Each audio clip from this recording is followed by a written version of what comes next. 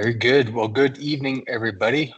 Thank you for joining us. We'll let a few others trickle in here. My name is Ben Hoseus, a director with the LIA Institute Africa.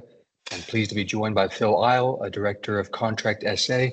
And we are really excited to be collaborating on this webinar. We've been preparing together jointly over the last couple of months and having some good dialogue and discussion and realizing there's a lot of synergy and overlap of some of the principles of what we'll talk about tonight with operational excellence, culture, lean management, of course, from our view, but our main focus this evening is going to be operational excellence and how that ties in to our roles as leaders in leading operational efficiency. So we'll do a tag team effort on the presentation. Obviously, you'll hear from both of us throughout the evening, and our goal is over the next, call it 60 to 75 minutes, we'll cover the content, go through some of the presentation. We'll also have a brief intermission in the middle to give you, the participants, a chance to speak with each other. So we'll do some brief breakout room dialogue for you to say hello and share some of the reflections so far. And then, of course, we'd like to have some time for Q&A at the end of our session this evening. And that's our goal as well, is that we have some robust back and forth about kind of what you're picking up and what challenges you're seeing in your purview as a leader today. So our themes, obviously, a leader's role in driving profitability, efficiency, and sustainable growth. And this couldn't be more true given all the macroeconomic realities of today's day and age. So we'll talk a bit more about that as we go through. Myself, don't mind some of the text there. Just want to give you a little context of who I am, and Phil will give a brief intro for himself shortly. But I'm very pleased to be based in Cape Town. My background grew up in the US. Obviously, you can hear that, and worked at Toyota, Kentucky. And I've been very fortunate to have doors open up around the globe based on this operational excellence model, along with lean management, Toyota Production System as a benchmark. And I'm now working in Cape Town. I have the fortune to support different organizations, whether it be government, whether it be for-profit, non-profit, large or small, and just being able to find that these principles and ways that you interact with leaders are universally applicable. And they're relevant of a certain cultural demographic. It can be helping teams to better understand each other, communicate, and then really get the work done and keep a nice system of discipline. So, Phil, I'll let you also say a few words about yourself. Thank you, Ben. Great to meet you all. It's fabulous to be here. Thank you. I feel very lucky to be based in Cape Town, greatest city in the world, in my opinion. You can probably tell that I'm from the UK. I've been here 15 years, and my 30 years of a career has been based in leadership development most of the time. And I'm a leadership and change consultant. I've worked for Deloitte, my own business, and now one of the two partner directors in Contract South Africa. And we are specialists in helping leaders navigate all the change and turbulence in the world today, and that includes helping them through coaching, helping teams, helping whole organizations.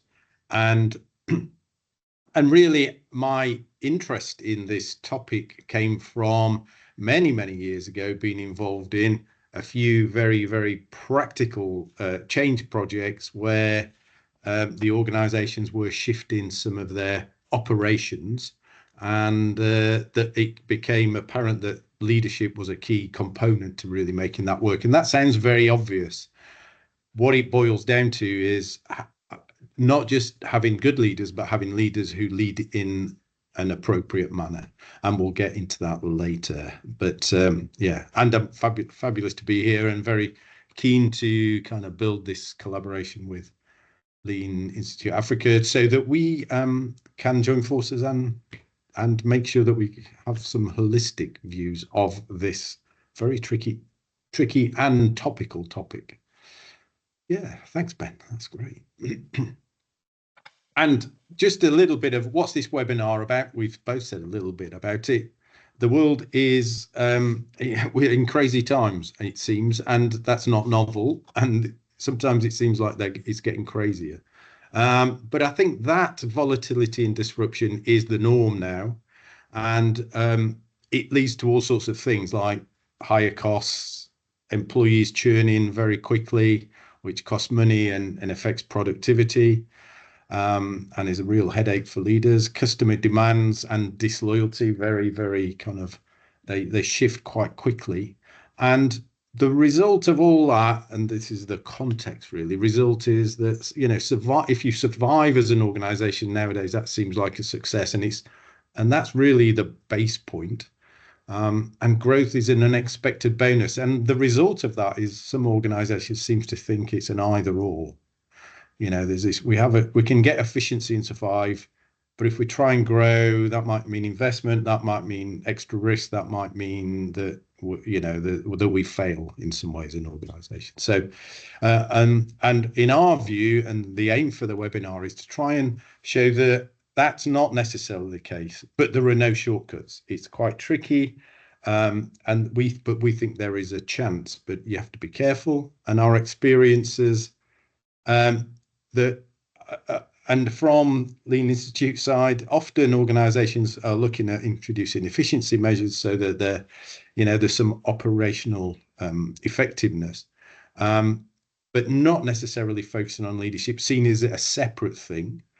And we, from our side in contract, see that, you know, we're involved with leaders, helping them build skills and good practices, but not necessarily, but also finding sometimes that means that that sometimes that isn't possible. They can only go so far because the system is broken, or not optimally set up, and therefore we both found from different parts that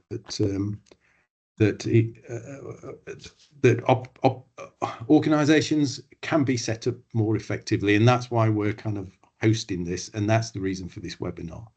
To see how to do both at the same time. Yeah, so that's what the webinar's about, and this is what we're going to do. So first things, Ben's going to do a bit of the heavy lifting at the start. Operational efficiency, why is it really important? What is it? Some hidden costs. What are the hidden costs, both in terms of waste and other operational matters or aspects? And then looking more at the culture and human side of it. We'll have a little look at that. And then some tool sets, mindsets and skill sets needed, and then how to get started, an opportunity for Q&A, and then a little bit about the collab that we mentioned at the start. And then we're going to do a little raffle draw on a couple of things that people who haven't experienced either of us get a little taster of what we can do. And as Ben said, in the middle, there's an opportunity for you to have a short conversation about some aspects that we touch on in the first half.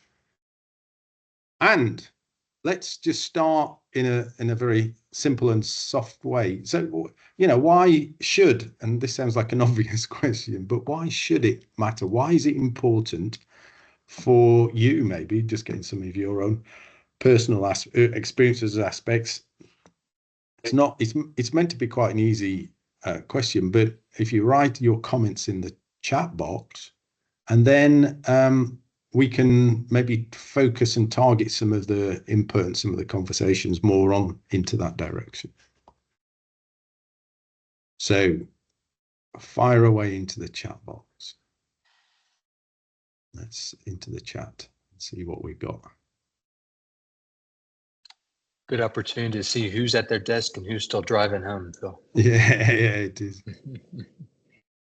And I can't see the messages because for some reason it's having trouble loading them, but hopefully you can get into the chat. I can. Just give me one moment here. I'll read them out as they come through. Remaining competitive is a good start to the discussion. A couple other thoughts and we'll keep going. Yeah. Why should operational excellence matter? That's the question.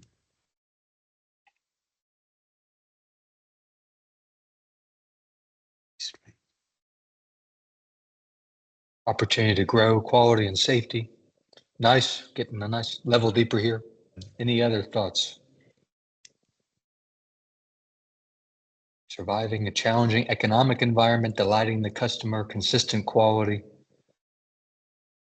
The core of any business. If you don't operate, you die. Absolutely. I did like the one about the customer, because that's really what it's all there for at the end, you know, to make sure that the customer gets what they want, right time, right cost. Very good. I think we've got some nice themes to build on there. So wonderful. Well, Phil, thank you for the overview, and really excited to be presenting with you and then working together with Contract here Absolutely. moving forward. So we touched on a couple of those elements: customer, quality, safety, remaining competitive in a challenging macro and microeconomic environment. And really, I think one thing to ground us as we get started is around how do we view operational excellence as a system? And so system is kind of a nuanced, esoteric word, but I feel like we're all part of these systems, whether or not we're aware of it. And culture being part of that as well. Culture is a system of how we have the behaviors, the norms, the habits as part of our team. But the way I guess I've learned to think about it, and Phil as well, is that we find that there is overlap of these types of systems in virtually every operating environment. So we know that not everybody is from a manufacturing world or service world. We have very distinct, even medical, government, administrative, but we realize that there are our suppliers, our customers, and in between we have inputs and outputs and processes within it and various functions. And of course, within all of those, we have people. And with people, we have problems. I think some of us would admit that better than others, but that's part of the fun. And that's our role as leaders, is that we create a system that allows our people to succeed and not to fail, that we're not setting up opportunities for defects or whatever. And that really is our job, to be highly scrutinous of the systems that we have functional and working in our organizations. And with that mindset of hopefully making these functional, we realize that there is a need for improvement in virtually all of these systems as well. And there is no such thing, in my opinion, as a perfect system. You can have a very mature system, a well-advanced or evolved system over time that you're building on incrementally, iteratively, but at the end of the day, it is our job to say today's current state is tomorrow's future state, and we need to be always looking at how we could improve the efficiency, the lead time, the quality, the customer service of any of these given systems. And then also within that, the dynamics of our teams and our people and the culture within that as well. So that's what you're seeing on this diagram, is that with one team, we have so many various potential pluses or negatives that we have going around for our dynamics that we as leaders also need to be cognizant of and manage as part of this operational excellence. It's not just the technical piece, it truly is the people side as well. So a few various models as well that you're probably very well versed in, given that you're joining us, and find it worthwhile to spend some of your evening talking about operational excellence. So the SIPOC thinking comes from the Six Sigma lexicon. And obviously I touched on a bit of those elements before, with how do we look at our value stream or our chain of our processes all the way from upstream suppliers and the inputs and the qualification thereof. What inputs are they giving us, whether that's physical information?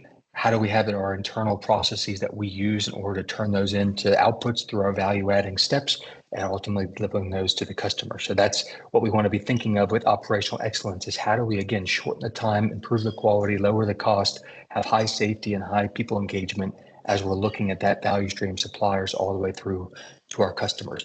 Some of you may have heard these terms as well: order to cash, procure to pay. Those are our two core business processes that we need to be optimizing at all times, along with operational excellence. Order to cash being the time that the customer places an order to the time that they pay us for it. Procure to pay being the time that we place a purchase order with a supplier to the time that we're ultimately dispersing that cash for it. How do we improve those altogether, that we have better working capital, better, obviously, accounts receivable, days, etc. So another theme and term is around value stream. I've said it, so hopefully you're a little bit familiar with this concept. But again, it's from the supplier to the customer. How do we look at what adds value? What changes the fit, form, or function of our product or service, and truly what the customer is willing to pay for? And this ties into some of the 8 wastes of the lean terminology, that we're not over processing, we're not overproducing, we're truly doing things at the right time, at the right cost, the right quality of what the customer is asking us for. And this ties in as we look across the functions of an organization, that we realize we have these ubiquitous or universal value streams of how do we grow the business, how do we fulfill customer orders, how do we grow and develop our people. And that's not just the role of one specific function, that truly is across the board. That's our organization, that we need to be doing these things and having collaboration across various functions, that we're aware of each person's contribution to it. And then likewise, we find that there is a tremendous overlap with some of the thinking around systems design thinking as well. And these are other terms that we're not going to get into in much detail this evening, but really it's around how do we look at the relationships and the elements within the systems and constructs, organizations that we're part of, understanding the purpose, the intentionality behind how we've set these up to behave, and what feedback loop we expect to get from it, what information and data we're collecting that tells us how it's performing or how it's doing, and then how are we adapting that. So there's obviously tremendous overlap with plan, do, check, and act. How do we have scientific thinking built into the way that we look at our systems? And again, it's all in this vein of operational excellence. We're saying we're not content with the way things work today on the surface.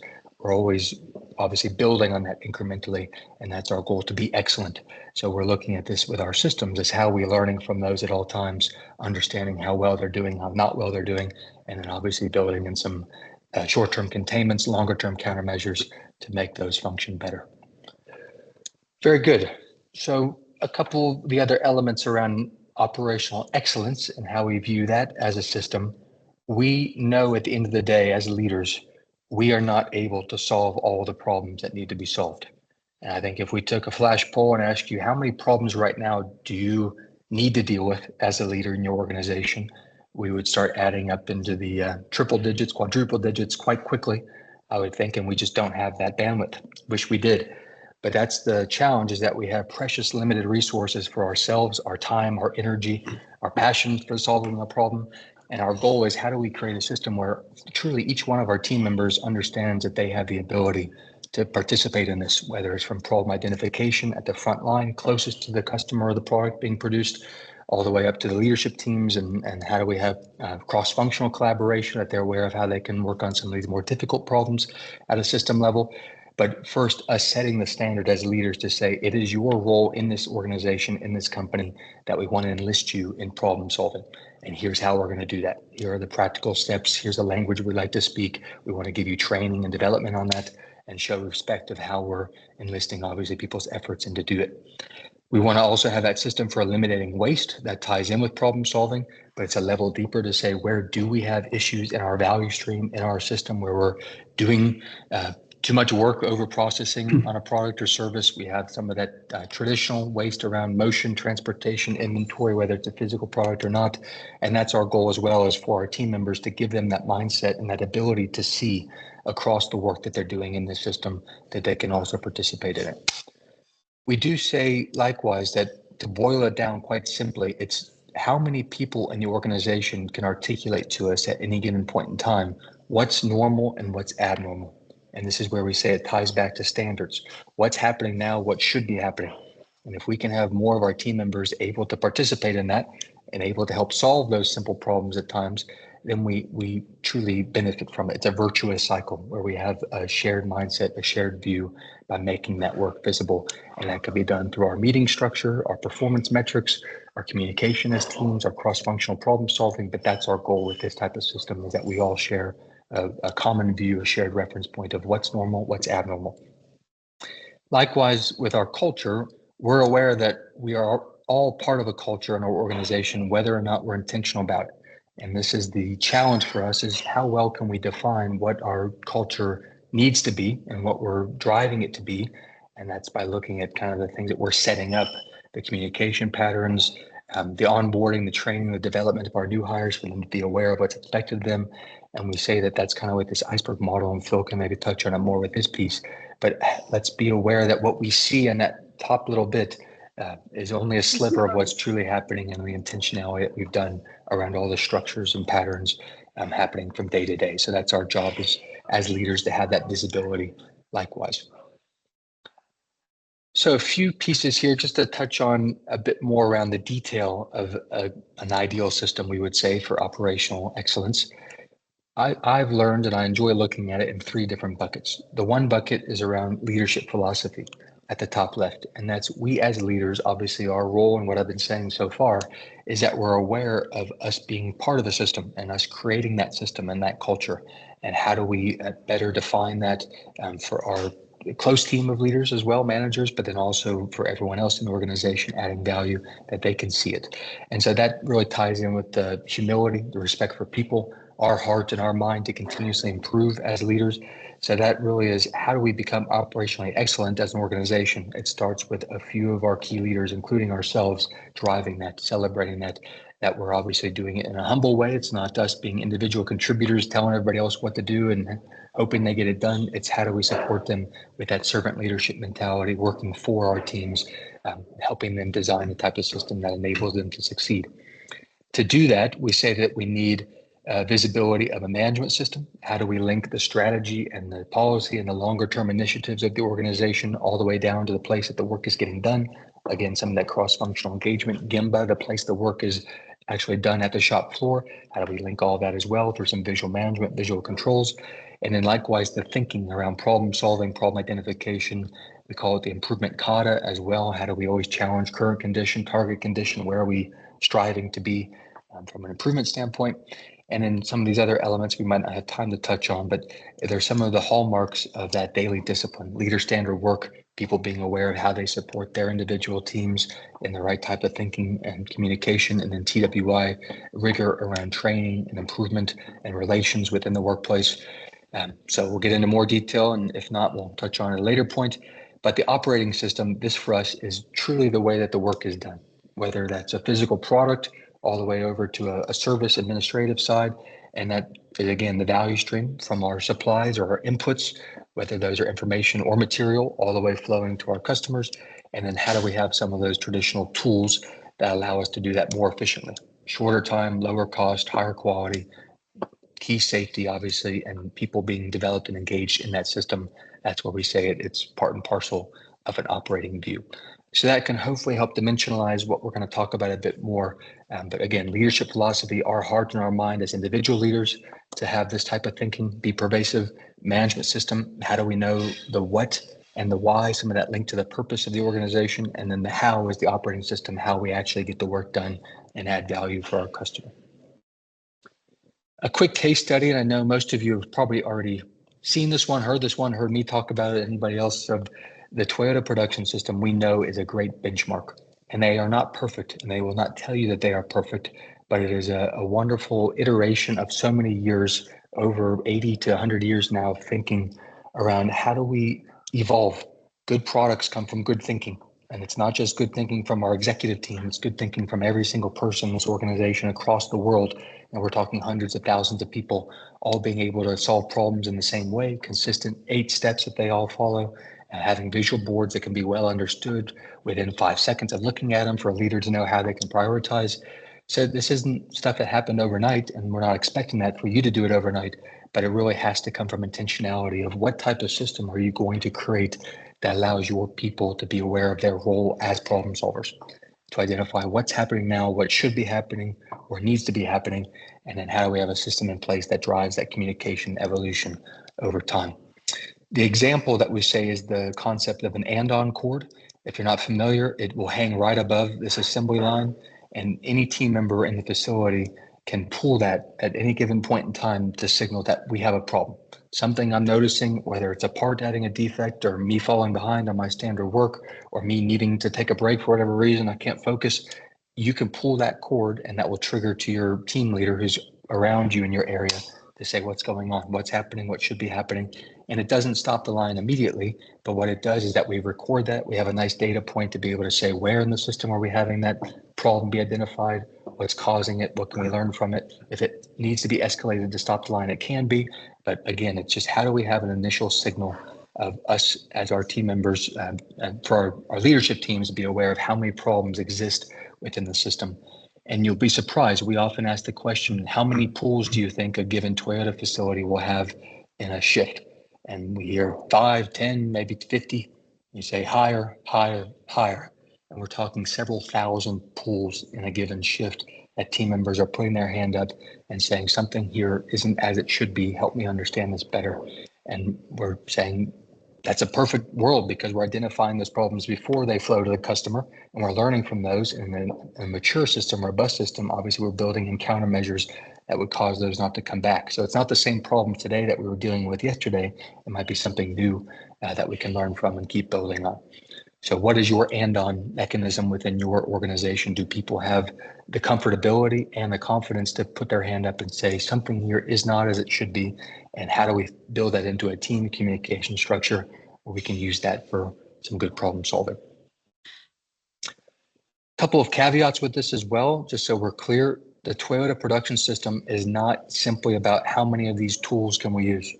Let's go through, tick them off. I do 5S, I do value stream mapping, I do problem solving, I do A3, I do Hoshin, whatever, some of these terms that you may have heard.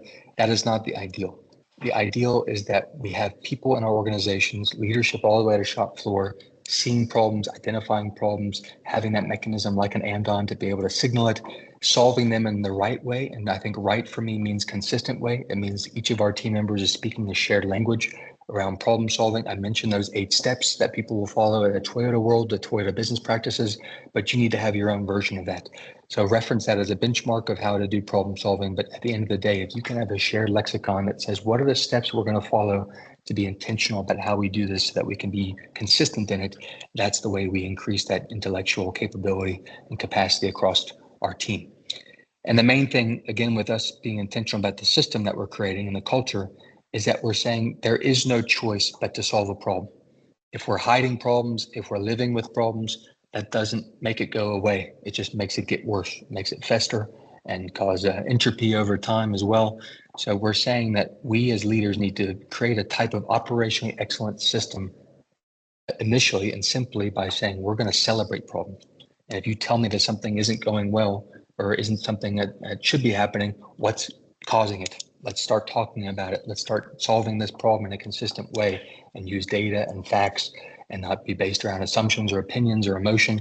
And it's special when you can get to that point because you realize we're all working on this together. We are truly a team. We have visual boards and mechanisms that allow us to see how things are going or not going well. And we're going to have the right type of constructive culture that we can talk about that in a critical, but also objective and dispassionate way. So how does that tie into a system? We've already kind of said, or I've already said several times, that we need to enlist everyone in the organization to work on this problem solving. And let's simplify that a bit more, hopefully, or dimensionalize it a bit more, is that we're saying across all levels from top management to operators, the consistent theme is that we're all practicing this plan, do, check, act thinking. And that is based on the scientific method, and it's based on many years of evolution and good thoughts. And so for you, it's saying, how do we have a plan and an idea, a hypothesis of what we believe will happen or what needs to happen? Then we're going to go out and do that and execute that, whether it's a shift or a week or a month or a quarter or a year. And then we need to have a built-in way to check it. And then based on what we've learned, based on the data and what that's telling us objectively about how well we did or didn't do well, how are we going to act and adjust? We can use those synonymously in order to better inform a plan for next time to improve it. Shorter time, lower cost, higher quality, better safety, better people engagement. And that's our job as leaders, is to say, we're not going to do just a few of these. I had a discussion with an executive today, and he said, at our company, we do a great job at doing and checking. We do a lot of work. We work really hard. We hire a bunch of people. We check it at times. We got scoreboards and visuals, but we're not learning from it. We don't have clear evidence to say, based on how we did today, what do we need to do differently tomorrow to make it better? We just keep doing and we keep checking and we say, oh, great. Okay, we learned something, but we don't have a formal system of how we're learning from it and evolving it. So that is our job as leaders, is to ensure that that happens at every level. And so again, a couple of these other themes is that we as leadership, team members, executives, managers, whatever role you're serving, we do need to have an eye that's more on the future and thinking about strategy, talking about annual objectives, maybe 5-10 years out, if we can think that far ahead, and be able to start informing that for our team members to say what initiatives, what cross-functional projects do we want to prioritize and have them start working on. And then at the supervisor kind of floor line level, we're talking about, okay, the process, how are we doing from day to day? What's the scoreboard telling us about where we had any defects or quality issues or efficiency issues, and we can solve those at a local level so that the right people with the right mindset, with the right skill are solving those problems in their relevant sphere. And of course, things can be escalated and de-escalated throughout the system, but we need to be very clear about what type of problem are we solving, whether it's proactive or reactive. Is it something that is causing us to be lower than standard or lower than we need to be from a customer standpoint or internal standpoint? Or we're trying to raise it and improve it for future. So it's a lot of that we need to be highly cognizant of what types of problems we're dealing with day to day, week to week. So just to maybe put it into context, and hopefully I don't have to sell this too hard for you on this this principled system of operational excellence, but a couple quick examples around what we've seen and some great case studies from some of the other organizations around the world globally. And we found that, again, it's shorter time, lower cost, higher quality. You can say that till you're blue in the face, but the goal is how do we clarify what the size of the prize is that's available to us and what this ultimately means, not to us internally as an organization, what it means to the customer, how it improves their experience, how it improves their waiting time, their lead time to receive whatever product or service they're asking and paying for. And this is the goal, is that we have so many different examples, whether it's healthcare, administration, hospitality, government you see on there as well, traditional products and services, is that we find that you implement these tools, you build an operational system that ideally over time becomes more and more excellent, not less so. And you find that obviously you get better profitability, sustainability, the organization improves, but then the ideal is that you have more loyal customers, more satisfied customers, and it's a win-win. And it sounds so nice, obviously, that dreamy state where we could be in that world. But we say that there is no non-negotiable. And even though that the world is throwing at us some macroeconomic uncertainty and whatever, some American dysfunction, don't mind that too much, hopefully. But we need to be rigorous in our view as leaders that for our environments, the ones that we're working as part of, the ones that we're stewards of, we have operational excellence as a standard. And what does it actually mean? How we can actually practice that day to day and improve what we can and then manage what we can't that comes in as an external stimulus. One other thought too, to link this, hopefully beyond the traditional companies you may have heard of practicing this, with the adoption of OKRs, so objective key results. And this is a fantastic framework, and I've been very fortunate to work in companies that adopt this. And what I find is that it allows leadership teams to be highly critical in a very respectful way of what other leaders are working on, what other teams are working on, departments, and it's telling us with the objectives, these are the what's. So what do we need to achieve specifically? What are we going after? What is a priority? What's critical to the success of our business? And then the key result that goes with it is saying how are we going to do that? How are we going to measure that? How are we going to show that it's worked or not worked?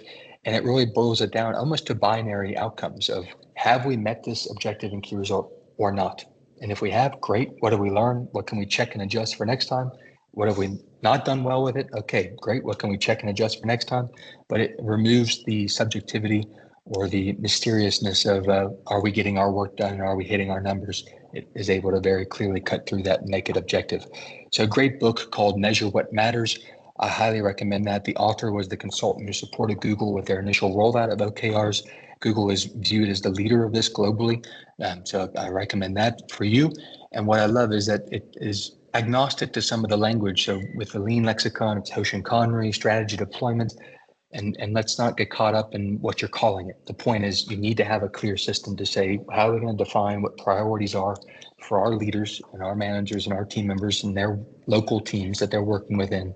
How do we define that and have a consistent escalation, de-escalation process that we're able to see what everybody's doing and respect that and honor that and support that across the organization?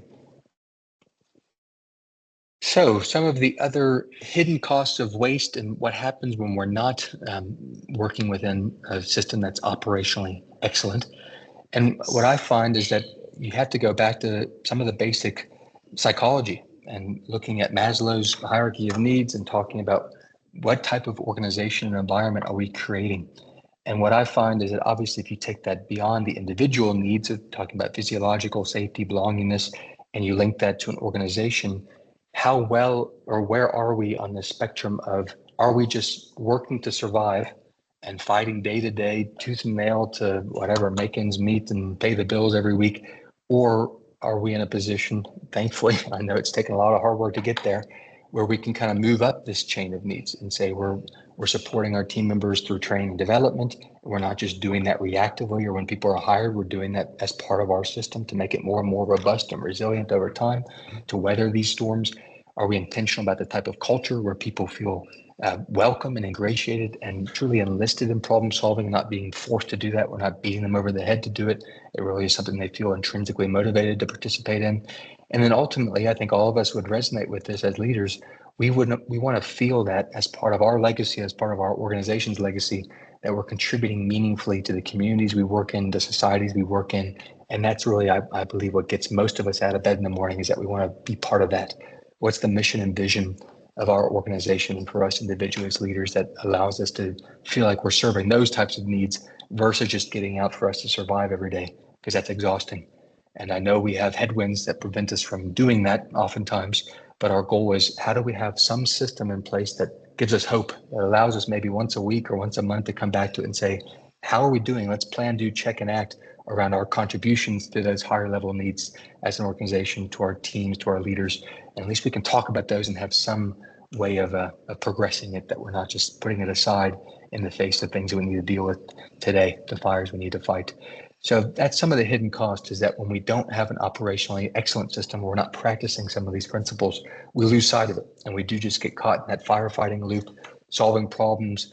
We feel tremendously busy, of course, and we feel stressed and angst and all the rest, but we don't have the ability or the intentionality around what else are we doing, or how do we have another mechanism in place to support what we truly need to be doing, perhaps as an organization, but ideally, I think, want to be doing as well, supporting team members' development yet again. So we'll talk a bit more around that iceberg model again. I think Phil's going to hit that on his portion, but this is really that hidden cost. If we don't have intentionality, we're not aware of, again, what we're hoping to get out of it. Let's pause here, and I think we're at a good point. Phil, do you mind giving a little bit of context of what we'd like to achieve here with the breakout session? Yeah, thanks, Ben, and thanks for all your hard work there. That's good. That's given us a great context, and hopefully raise some thoughts and questions in all of you. And now is the time to have an opportunity to share some of those thoughts and ideas with a couple of a few other people in a smaller group, just to give you some airtime. And the kind of question we want to pose to you, to get you to think about, is well, and that was the reason for Ben to paint that picture about this. This is how operational works. This is why it's important, and this is some of the main aspects of it, if you have put it in place. And some of you may be further along that path than others. That doesn't matter. You are where you are, and consider that. And the intention is, this is a real conversation about your situation now. And from your experience, where are the real pain points in trying to make a system operationally efficient? What are the things that leaders struggle with? And they may be very practical aspects, or they may be very personal and human. They may be cultural aspects. They may be system aspects. We're not really wanting you to boundary that conversation too much, but just to share some of what are some of the issues. And then when you get back, we'll ask for some highlights from some of those conversations for 5 or 10 minutes, and then we'll kind of shift gear a little bit and move into talking and sharing some thoughts about the human and cultural aspects of making operationally efficient and successful organizations. So thanks, Ben. Ben's going to throw you into some groups. It's 7 in Cape Town. I'm not sure where other people are from. Hopefully, if you're in South Africa, 7. So 10 minutes for the conversation. So you've got till 7. And Ben will throw you in right now.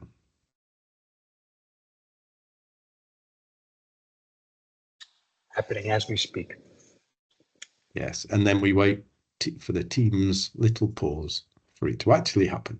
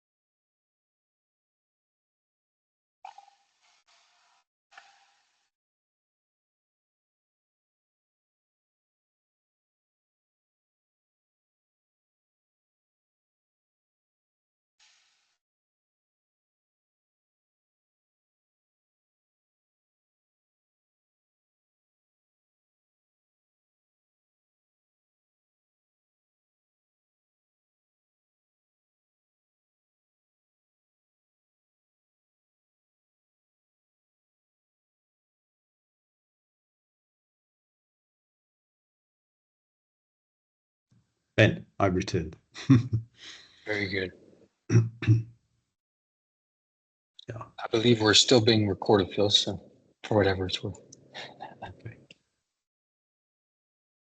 I shall wait. So yeah, I'm just all good. I think we're on track, on time.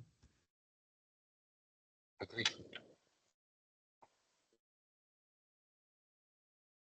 Hi, Ben. How's it going? Very well, Jan. Good to see you. You got a nice winter jersey there. Yeah. I was outside and it was cold, and I'm inside and I'm still struggling from the cold. Jan, have No. you met Phil before? No. No, We very haven't good. met. Yeah, pleased to meet you, Phil. I was on mute. Sorry, Jan. Great to meet you. Thank you. Hope you're well. I'm also a bit cold as well. I'm with you, Jan. It's almost like it was summer, and I was wishing for a little bit of less heat, and now it's almost like it goes from summer to winter. There's nothing in between. Mhm. No. So Phil, Jan is an associate of the Lean Institute as well, and been working well over many years, and then also has his own organization, likewise, doing some great work. Call it Lean Operational Excellence Executive Coaching as well. And then we're putting on a workshop together here in a couple of weeks in Cape Town. That'll be around some of Jan's experience. I'll chime in from time to time, but excited to have that. And are you based in Cape Town as well then, Jan? Yes. Yeah, so I've been here for almost like 33 years, so I'm part of the place. It feels like part of the place. Yeah, you're part of the furniture now. Good. Phil, one thing to keep in your mind also, and I should have maybe put it on our offer, I can mention it, but we do what we call Lean Coffee, and that's one Friday every month. And we'll meet up, whether it's in like the waterfront or Newlands, and have a group of 12 to 16 and have the Post-its going and put what challenges are you facing in your day to day and questions you want to ask. And then we kind of workshop that around the table. And it's been an awesome forum. We've had so many good kind of outputs and site visits and discussions come from it. So I'll make sure you're included on that, but it'd be lovely to have you or any of your team join us. It'd be great to join one or two of those. Jan Always and up I are for a new regulars, as you can experience. imagine. But yeah, we'd love to have it. And how long do they usually last for? About 90 minutes. So we'll start at, call it 9:30, typically on a Friday, and then wrap it up maybe just around 11. And sometimes people hang out after and catch up. So yeah, it's pretty well. Nice. Well, that sounds great. Yeah, I'd be interested.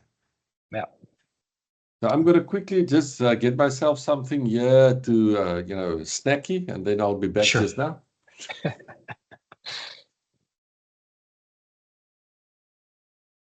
What I can do also, Phil, I was thinking I can trim out this middle bit from the recording. Yeah, it's a good idea.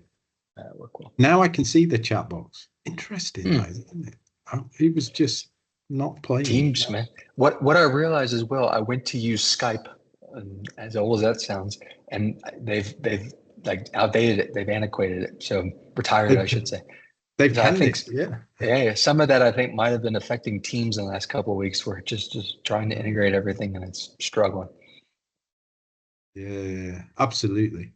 Because it's still, I was trying again on the participant details, and because that one meeting, like I can click on it and it only shows when that first meeting occurred.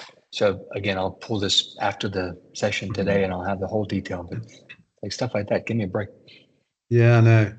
And I saw there was 29 or something like that in the call. Obviously, some are you, Sam, me, Jan. Yeah. I don't know who else, but yeah, seems like a good group. So that's good. It's a good turnout. I agree. You always just keep planting seeds, that's the best you can do. Yeah. No, it's good. Good. I've got some nice cue-ins, hopefully, that I remember to recall in the moment to connect as I go through my bits as well. Awesome. And some nice phrases. Mm. Shorter time, lower cost, higher quality. Oh, that's one I like. That one's been baked into my head, as you can tell. Well, I usually go quicker, quicker, Yeah, fair. cheaper, and better. Quicker, cheaper, better. But I like. Yeah. I think yours is slightly more descriptive.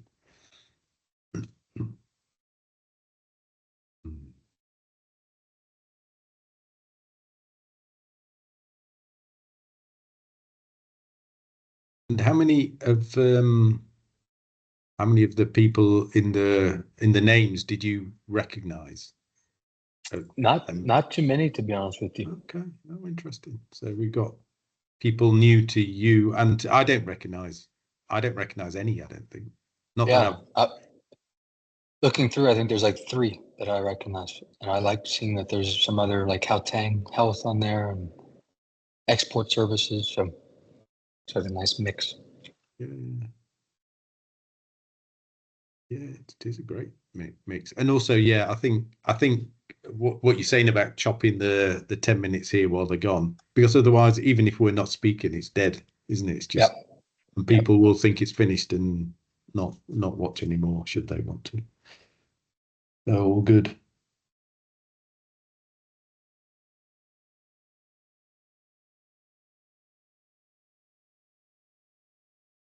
So is the Friday thing? Is it one Friday? Is it monthly meetup? Monthly. Typically, well, it's either like around the last week of the month or the first week of the month, but that's the rhythm. Yeah, nice. And then the other thing I was thinking of, and I don't know what the setup is for your summit in October. I'd be great. I don't know whether, because is it 3 days long or 2 days long? It's a 1 full day summit, and then we've got a workshop day on the front end and the tail end. So the Tuesday and Thursday is the workshop, and then Wednesday's the summit day. The summit itself, okay. Yeah. So I was thinking maybe it'd be great to attend or be there for some of that as well. Cool. I don't know what. That'd be awesome. I would imagine it's not built fully yet. In process. So we've got a page and things going, but still confirming speakers and local case studies and all that. So getting to it shortly. Interesting to see what that looks like. They don't come around easily of that size, do they? No, you got to work for them, but hey, it's worthwhile, fulfilling. Yeah. Do you do that annual? Is it an annual one for you? You do.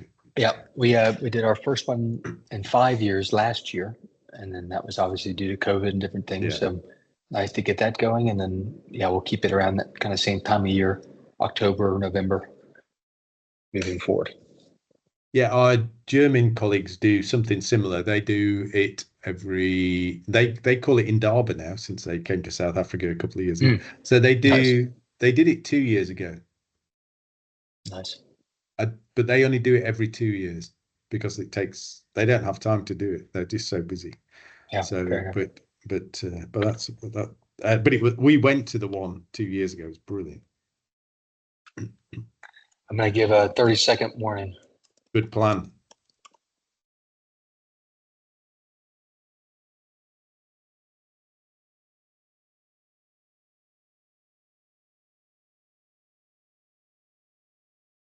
Some people returning already.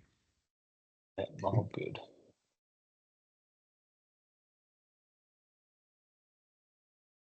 And then you'll pull up the slides coming back, Phil. Yeah. I'll just we'll collect some things from the crew, and then we'll go back to slides.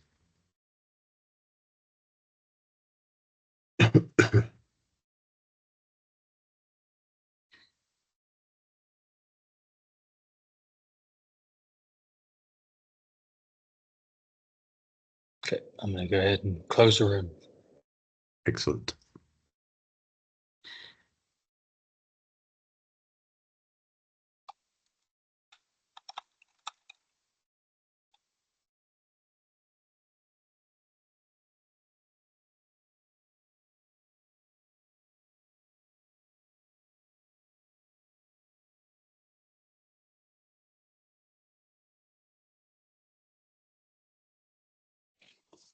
Oh, oh, it's over. Yes, I was talking about. Yeah, So, the other two have dropped off. Okay, here we go. Okay. Welcome back, all. Welcome back. Yeah. Good to see you all. Welcome back. I hope you had some interesting conversations. And now it'd be good to hear some of those. Just collect a few comments, a few headlines, a few insights from around the groups. Let's just start. Somebody who from one of the groups, please just start us off and just share, one of the highlights that you explored and talked about in your little 10-minute huddle there. Somebody just jump off mic and jump in. okay, good evening. Can I start for group 5, room 5? Yes, of course you can. Yes. In our group, we had challenges regarding the processes that some they don't follow the processes. They just want to see things done. They just want the end product without understanding that we need to follow processes with Lean. And then there's inconsistency again of doing things. And lack of buy-in, it's one of the challenges that we encounter, and lack of support from especially senior management. So those are a few challenges they can add from room 5. So going rogue, not following the processes, doing their own thing, cutting corners, and therefore so as soon as things start to go wrong, you don't know what's caused it because you're not using the standard way of working. Then it's not stable, and it perhaps makes things unstable. Yeah, good. Thank You sound you. like you were in the room because we started by saying that people are output focused, so you want to see the lagging KPIs, and that's where everyone's focus is on. But no one really knows what process is in place to actually get them. And in most cases, is you get the results out of luck or because one or two people actually have a standard of work that they are following and getting things done.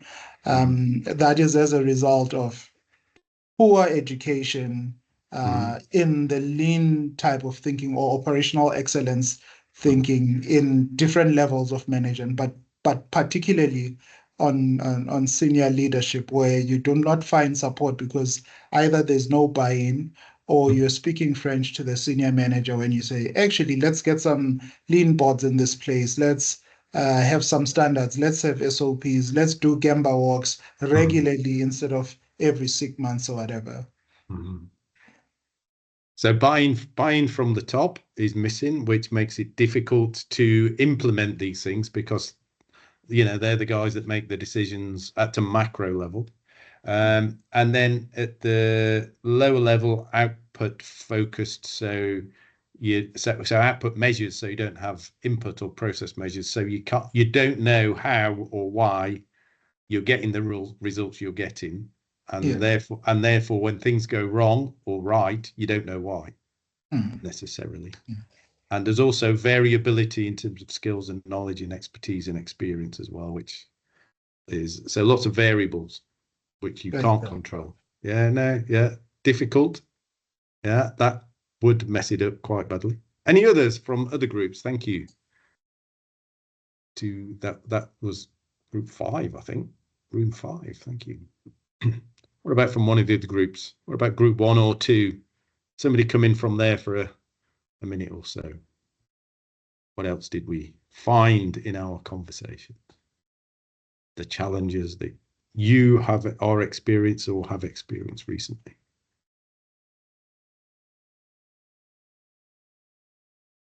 Sorry, I'm just going to go here, just on behalf of our group. I don't think I'm actually best placed to speak, but the team should pull in. So one of the themes that came up is lack of time on the operational side, meaning it usually results in things that need to be delivered right now, so there isn't enough time for training. effectively. So that resonates also, I mean, on our side, personal note, but and then that has a knock-on effect, of course. So finding or prioritizing time for that. And then the knock-on effects, what kind of knock-on effects do you experience because people haven't been trained, because you're last-minute panic stations to get things done?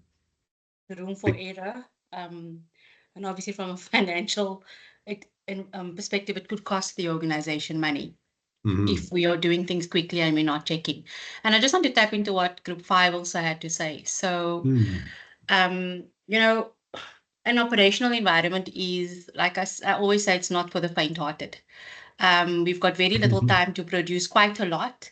And especially the industry that we are in currently, which is investment administration, it's cutthroat because it's a highly pressurized environment. You have deadlines every hour on the hour. You're having to execute trades in the market, right? So if you don't have a robust process bedded down, you are open to risk.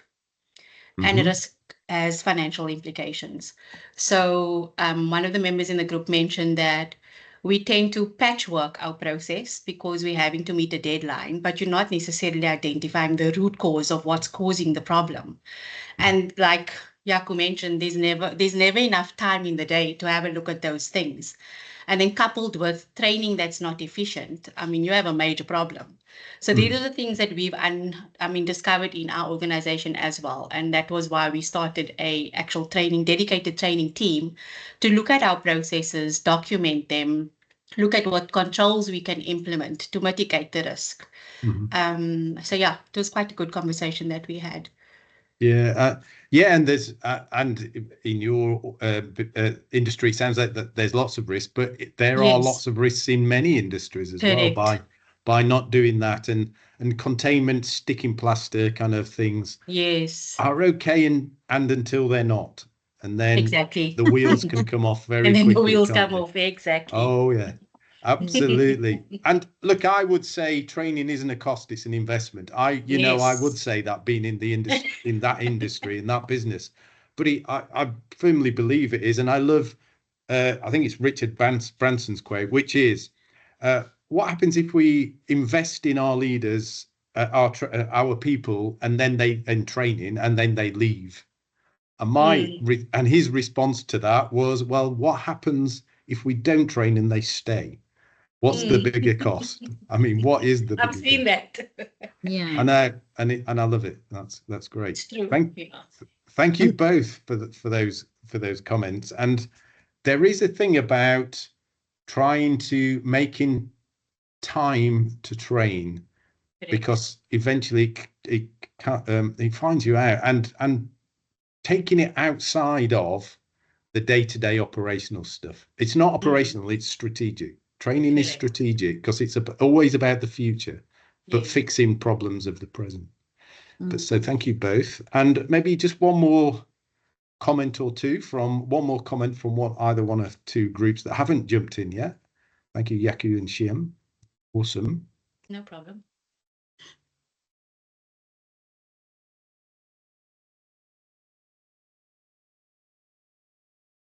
And if there isn't any other comments, we can move on.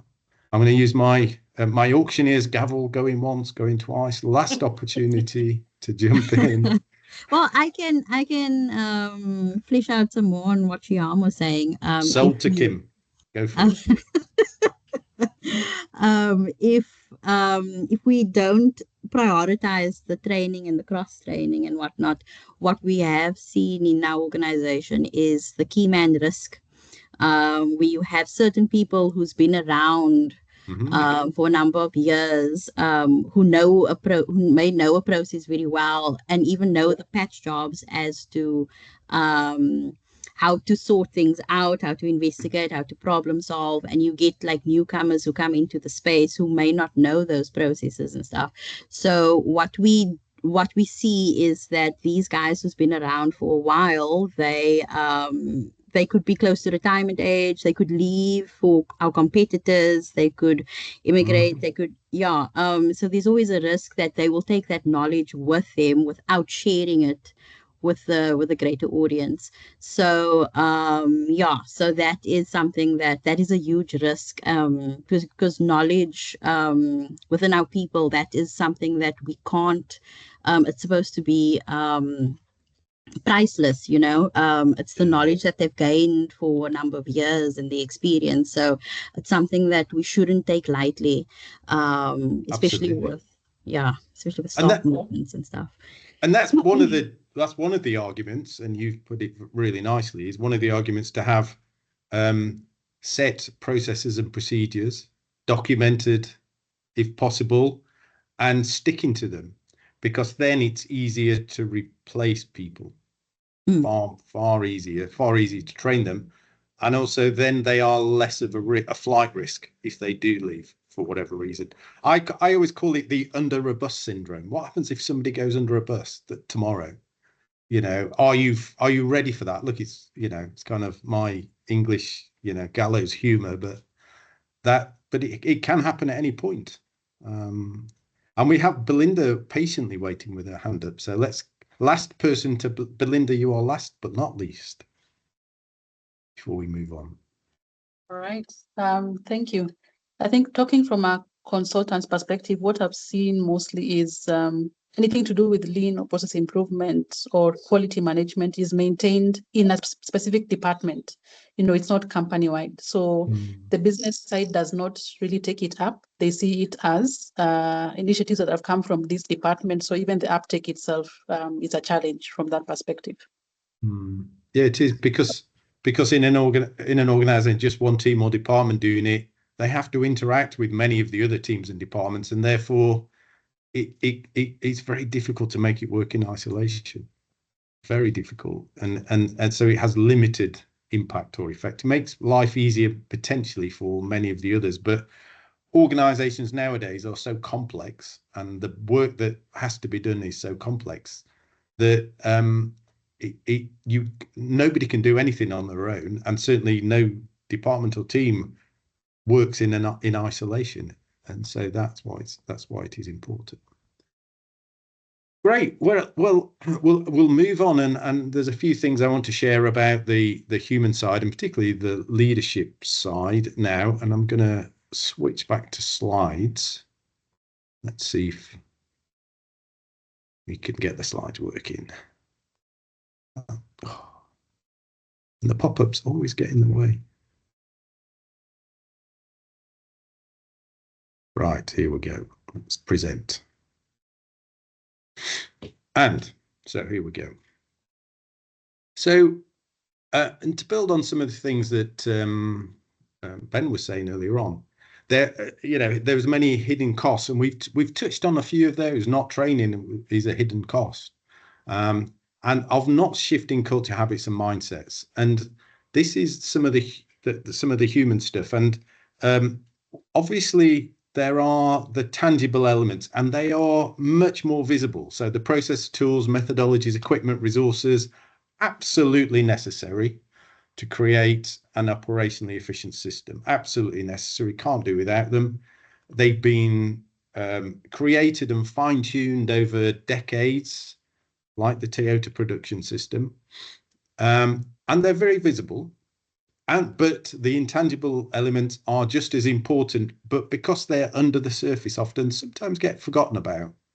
And so some of those behaviors, emotions, attitudes, mindsets, also an absolute necessity. And some of you touched on some of these as well. But they need to be enabled and embedded and nurtured by leaders in the organization. That's their job. So people often ask me, what are leaders there for? And leaders are there to get things done, achieve results, and through people. And also their other job is enable the people to make sure that they can deliver those results. So people can either can or can't. Leaders' job is, if they can, just wind them up and point them in the direction. If they can't, they need to train, develop it, enable, coach, encourage, whatever they need to do, but they have to get them going. And one of the things that we found when we're working in organizations which is almost any organization pretty much, operational efficiency is really important.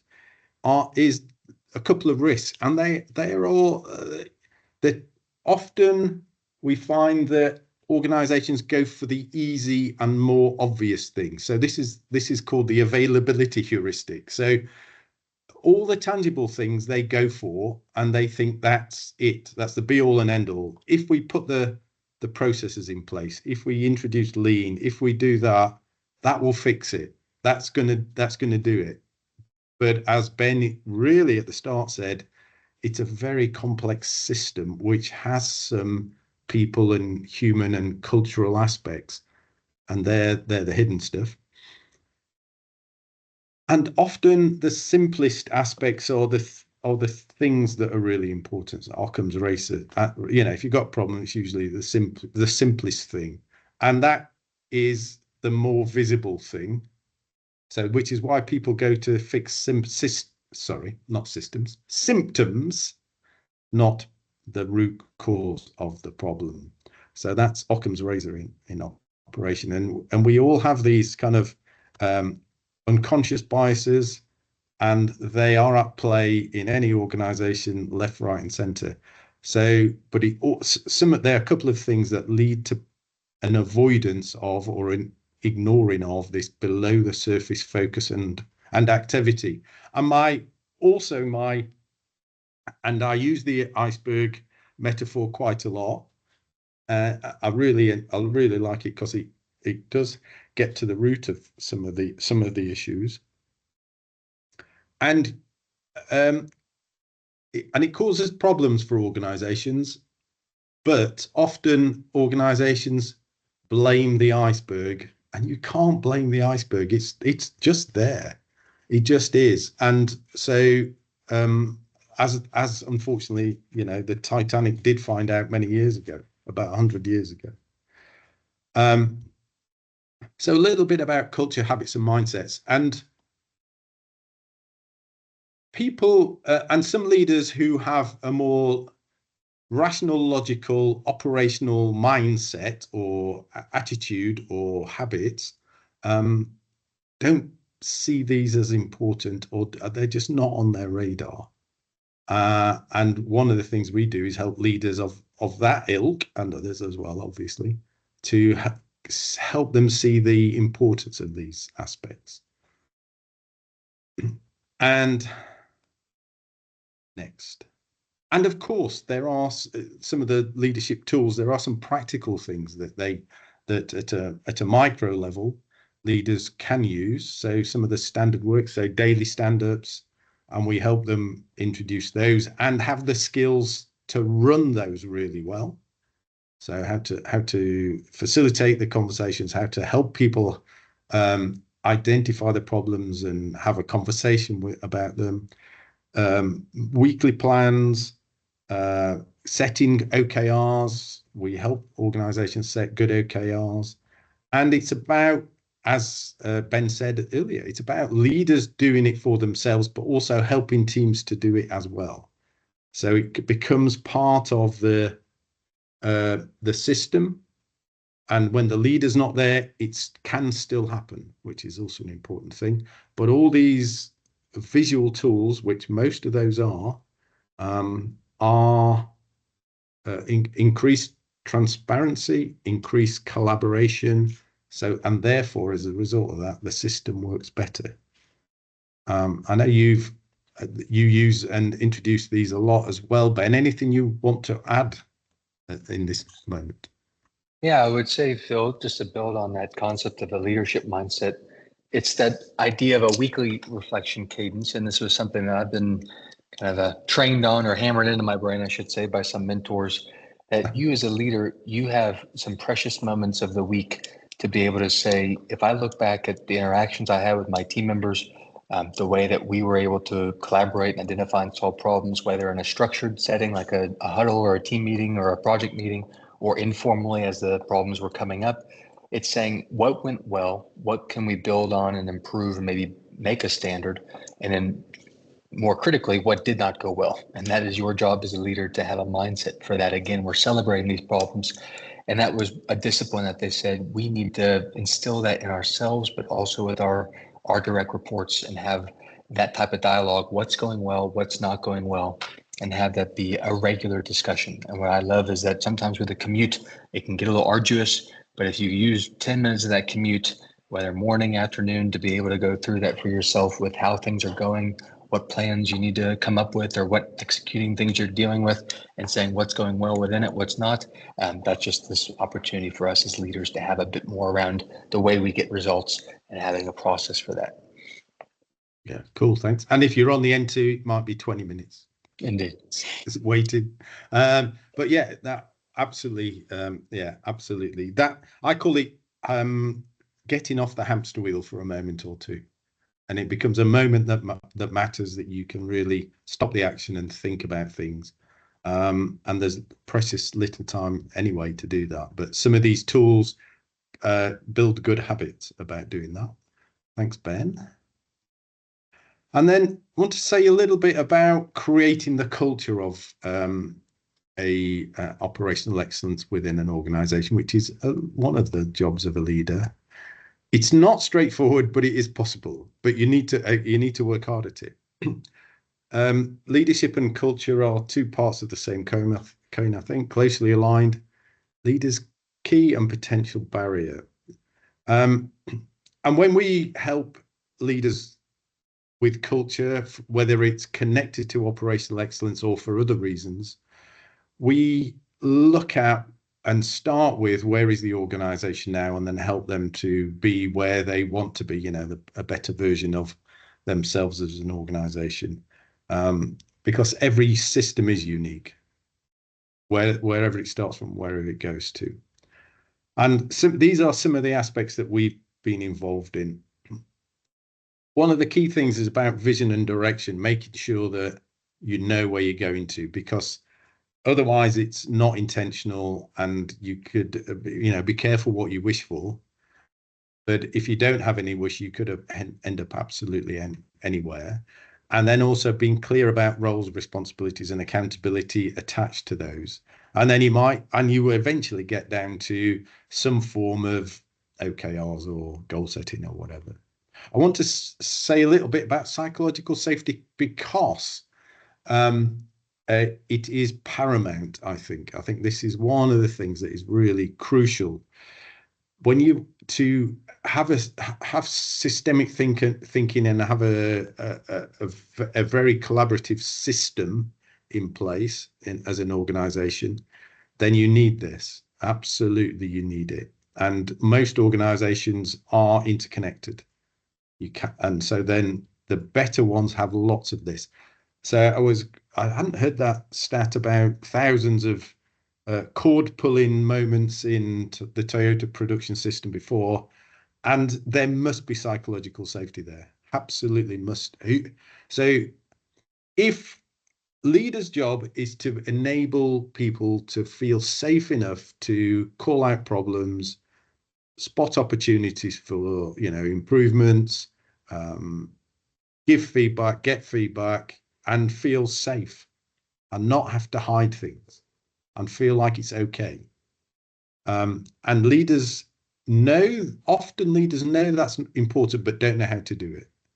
And part of it is about setting the tone and doing it for yourself, and doing it yourself to lead from the front. And other things is ask more questions, and make sure that people, and listen to the answers, and celebrate the answers, and thank people for their input, and shift to something that an organization or a team that is looking to improve things and solve things, rather than blame, point fingers, and find fault. Also about how to foster collaboration and communication. Communication cannot do enough, and leaders often do a drop and go kind of communication, which means that I say it once, they must have got it, and I don't need to say it ever again, which is nonsense, really, as we all know. And the big thing is about empowering and developing teams. Lots of leaders moan about their people, that they're not good enough, not quick enough, not blah, blah, blah, blah. They have, or moans maybe a strong word, but comment on it. But then they think it's HR's job or the training team's job or somebody else's job to help develop them. And it really isn't. They're there to support them as leaders. But it is about empowering, guiding, coaching. I call it, every time you interact with somebody in your team as a leader, it's an opportunity to develop them. It's an opportunity to mentor them, coach them, whatever label you want to put on it, but it is an opportunity to help them be better than they were 10 minutes ago, and reinforce things and guide and et cetera, et cetera. And making data and results and process, kind of tracking processes and so on, and activity, as making that as a norm. So you're dealing not with supposition or a viewpoint or opinion, or what somebody said about something in another team. You're actually dealing with real factual evidence, and making leaders or helping leaders do that. And finally, and some of the things that leaders have found beneficial that when we've worked with them that would help in this area and have helped in this area. So, and I've said some of these things, I'm just going to check, see if there's any. So making sure that they understand systems and systemic thinking and how systems behave. Giving them some practical and behavioral communication tools, methods and skills, so that they can connect with people well, give messages, give feedback, coach, develop, train. Communication is probably one of probably the only tool and skill that leaders really have at their disposal. Is so paramountly important. Get them to ask more questions. I like the phrase listening on empty. So many of us are judgy and critical about things, but listen with an open mind, listen to hear, and all those sorts of good skills and how to do that. Problem solving tools, talked about psychological safety already, and trust. One of the key, Ben mentioned the phrase servant leadership, which is more a case of, the leader's there for the good of the team, not the team's there for the good of the leader. But that requires the leader to trust them, and how to build that trust in a mutual way, both between leaders and people in the team and between everybody in the team. And when that happens, that's when the magic really happens. Developmental feedback and some great coaching skills to build skill, but also motivation and ownership. And there are some of the things that we have done that in contract that has helped leaders be better, so to help the organization and the system be more effective and increase engagement from people, I guess, as well. And so some ideas about how to get started from Ben. Ben's going to jump back in now. Thanks, Phil. Yeah, what we find, team, is obviously there's good energy from these types of sessions and sessions you'll have with your managers and leaders. And we often struggle to say, where do we begin? Where do we actually start putting the action to use? And a couple strategies that Sam, actually, who's also on the call, thank you for putting this together for a presentation recently. We like to say, if we can start by helping our teams and our leaders identify where we have bottlenecks, where we have elements within our process that are bringing down the process as a whole and inefficiencies, that's how we can start having dialogue. And we can use that as the reference point for a huddle meeting or a team meeting to be able to say, where are we seeing these? Where are we seeing the inefficiencies, ineffectiveness in our current day-to-day? We could even use defects or customer complaints as a starting point to say, how can we look at those objectively, and a reference point for problem solving. And then based on what we're learning from that, we can start to say what is working, what's not working, and let's standardize what's working and problem solve what's not working. And by standardizing the work processes, it helps us obviously build in that consistency and quality over time. And having that quality mindset shine through right first time, and that can be pervasive ideally across the organization, that every team member, every person is saying, I'm not going to pass on something that's incomplete or something that doesn't hit the customer specification. I'm doing it right first time. And I feel that not only in my head, but I feel it in my heart that I want to do what's best for the customer. And again, I have that intrinsic motivation to do it right the first time. And then the daily discipline. So this, it comes through often, and where we say often with the lean journey, we get caught up in the glamorous and operational excellence, I should say as well, where we're thinking about the big hits and the big events that we do over a week, and we get all the team together and might do some mapping and put things on the wall and talk about all the actions. But those can come and go. And I think what is constant is the everyday, and how do we show up and have consistency in the way that we as teams are planning, doing, checking, and acting, having huddle meetings or communication structure built around what's working and what's not working, having that escalate or de-escalate appropriately to the relevant level for problem solving. And those daily disciplines, 5S, keeping the workplace organized, learning from that, where we have abnormalities, visual controls as well.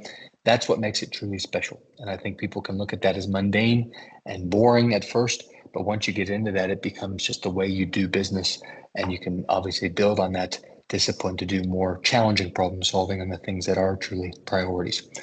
So how do we then look at optimizing resources, balancing workloads, have scrutiny around the analysis we're doing there, and make that evident through some of the different tools we can use? And then how are we measuring success? So having good KPIs or key performance indicators, leading and lagging. I heard a couple of you mention those, and looking at that as a vein of continuous improvement, not just reacting and getting back to standard and keeping things going status quo. It's saying, how do we build on that for future?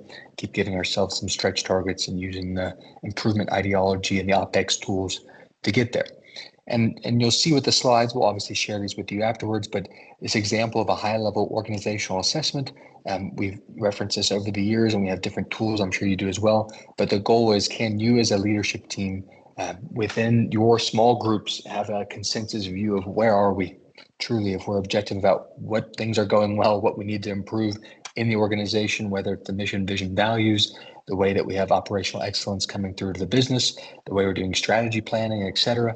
We need to be very clear about where we are currently, and then within the next month, the quarter, the year, what progress do we want to make and do we need to make, and then how we're going to set a plan to do that. So a good starting point, but happy to obviously continue the dialogue on any of the above.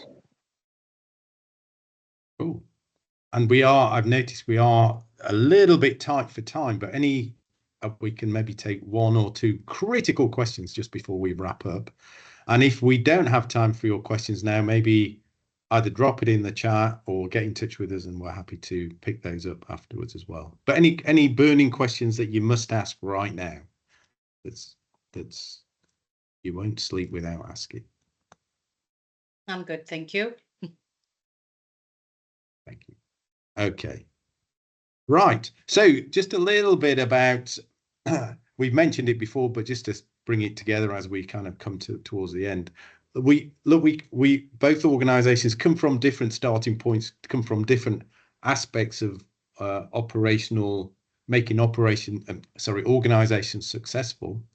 We found the organizations were broken in some way when we were helping leaders develop things, but Organize only saw that because it was so obvious to them. But the other parts, some of the systems and processes were also not right, and we found that out by just listening and asking good questions. That's where we've come to this party, and in terms of the two organizations thinking about joining forces and being a partnership. And Ben and Sam and other people in the organization came at it from a different angle. Maybe you, Jim. Yes, happy to. And I think what we talked about earlier with the systems that create thinking people, problem-solving people, we do just find that we're helping to change the mindset, not only of the leaders, but also the team members supporting that mindset shift to take place from more of a growth mindset, more of a way that we're identifying and able to solve problems. And that's our hope, is that we're fighting when we're not using the right skills or behaviors, and we're helping to inform what those actually are, and then supporting the clients to do that internally. That's our goal, is to make it a built-in toolkit and skill set that we can obviously support from our role. Yeah, and we're joining forces because then we can, in some organizations where both things are relevant and important, then we can integrate the skill sets and our experience from both aspects. Even though we do get involved in the other aspect, if I can say it that way, I know we do, but they're not our first passion or our first, kind of lead expertise, if you like. And so therefore we can bring a much more holistic and more and a higher quality solution for organizations in that field. And thank you. And what's next? So thank you. First of all, thank you for joining. Thank you from Ben and my team and Ben and his team. There's lots of other people in the background who've been working very hard to put this together. But we have kind of 2 giveaways, and it's going to be the Lean Institute ones first. So back to you, Ben. Very good. Yes, we would love to see you at our upcoming Lean Summit, and that is in October 28th through 30th here in Cape Town. We'll have it likely at the UCT GSB over at the waterfront.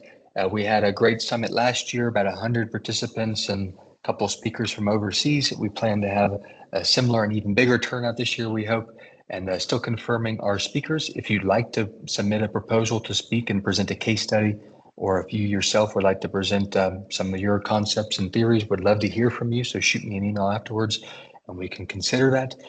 But we would definitely like to offer this to you. So part of this raffle is we want to give 20% off registration for you and your team.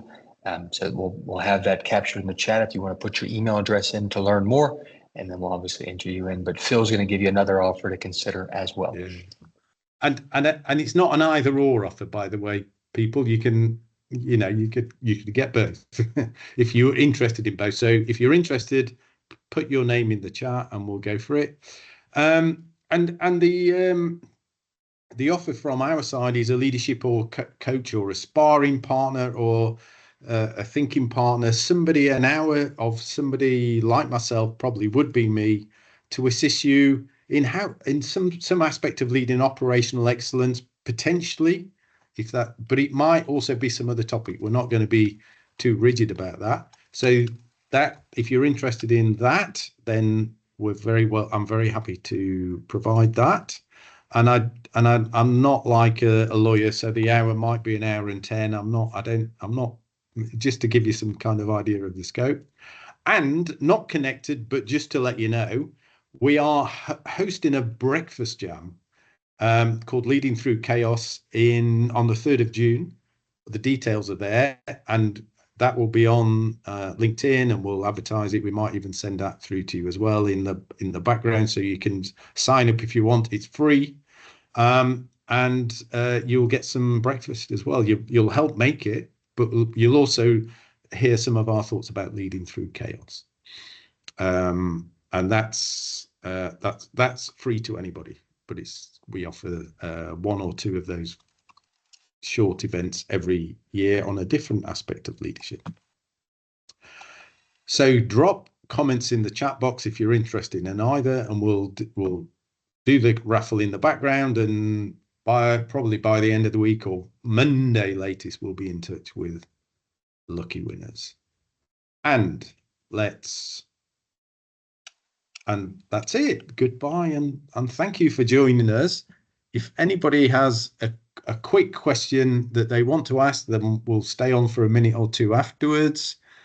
Otherwise, it's been great to have you on board. We thank you for giving your early evening up.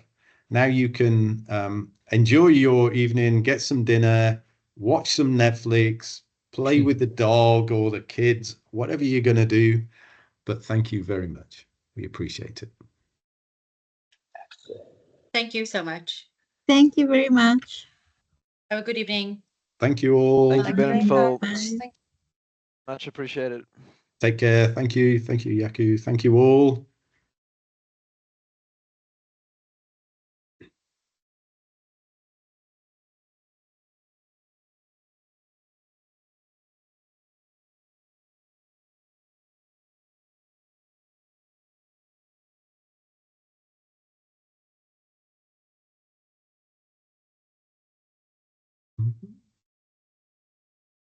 Very good, Phil. I'll go ahead and close out the meeting, and appreciate that. No. Great presentation. No, thank you. All good. Enjoyed it. I'm looking forward to a coffee event in the near future. There you go. Yes, I'll share those details with you. Absolutely. I'll put that in a follow-up email to the participants as well. Didn't want to clutter it, but that'd be great. No, that'd be good. That'd be good. Wonderful. And then we'll get the list. I'll send you the chat. So if you want to help facilitate the raffle, I trust your judgment. Say that again, sorry. If you want to facilitate the raffle, I'm happy for you to take the lead. Okay. I will do that. Yeah. Cool. Awesome. Well, let's shut it down for now. Yes, Thanks indeed. again, everybody. Cool. Yeah, have a great good rest of the evening, Ben. And we'll be in touch tomorrow and Friday, no doubt. Sounds great. Take care. Bye now.